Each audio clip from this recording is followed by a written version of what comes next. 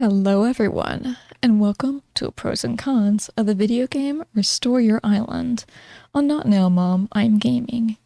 These are short videos featuring all my little nitpicks and pleasantries with having played the game, while sustaining a bare minimum of spoilers. Let the reviewing begin. Pros. Find different cassettes.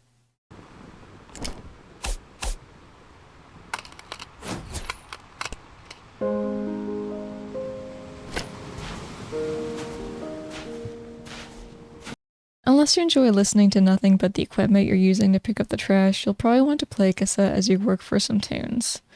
They've got really good music to listen to, and I'm not sure if there's one or a few tracks on each tape. I don't pay close enough attention, but they do end up looping.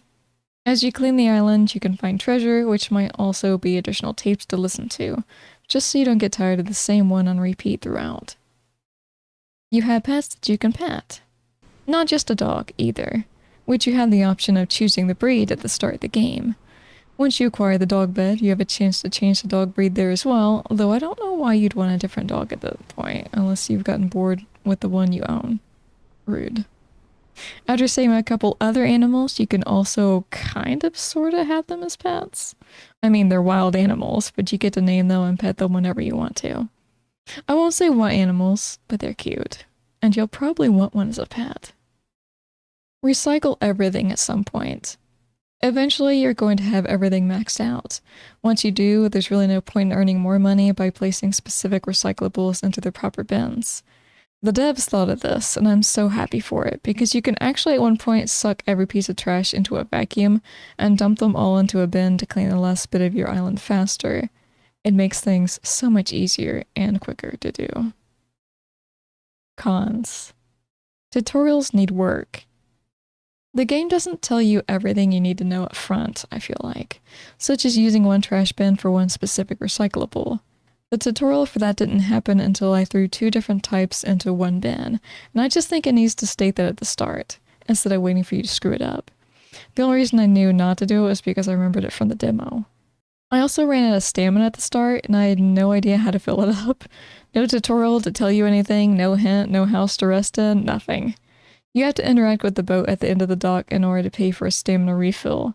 The main reason I didn't notice this, because I did go toward the boat, nothing happened, is that I think you need to have your cursor over the boat itself and not just get close to it. I could be wrong, maybe I didn't get close enough to the boat. Either way, not knowing how to fill stamina at the start of the game isn't good and should have some kind of a tutorial to guide you. Scenes triggered at random. I think every time you fully complete an area, there's a scene that's supposed to play in order for you to know the area is clean. It did that in the demo correctly, but in the full release, there's some weird kind of delay that happened for me. I completed two different areas, but instead of the scene happening individually for each, they played back to back, and I'm unsure why. I really like the concept of showing the island improving with you cleaning it up, but I don't think that they happened when they were supposed to for me. Creepy doll. I'm not sure why, but it threw me for a loop when some creepy doll suddenly appeared near me out of nowhere. When you look away and look back, it's usually gone. The doll spawns at different locations and doesn't do anything. There's nothing that even stands out when you inspect it. I'm not sure the reason of the implementation of it on an island where we're cleaning up trash. And that's the end of our pros and cons review of Restore Your Island. Thanks for watching, everyone, and don't get in too much trouble when you say, "Not now, Mom, I'm gaming."